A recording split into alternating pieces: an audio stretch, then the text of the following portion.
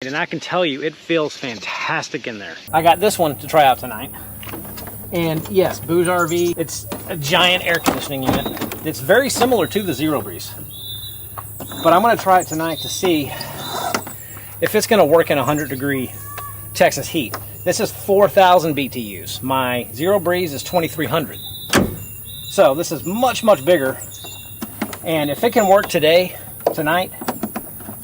then it should be able to work for anyone. But anyway, I'm gonna get this thing set up and then I'll show you. Well, the way I have this thing set up is it is just snugged right in between my tent and the back of my truck. And I've got these two. This is the big intake hose that's gonna suck air out from the inside of the tent, get all that moisture and humidity out.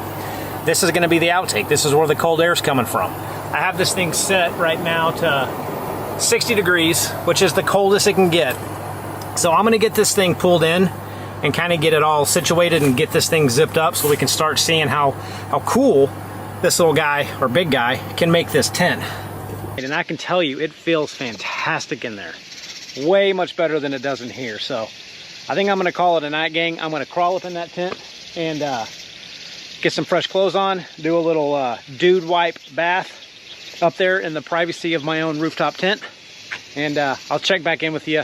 I can confirm that was probably the best night of sleep I've had while doing this rooftop tent camping. The only problem is I had to open up this window because it got too cold in here.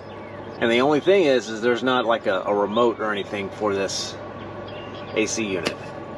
So I had to open up this window to let some of that cold air out. But I pretty much slept underneath this blanket the whole night because it got cold. Well, really good night's sleep.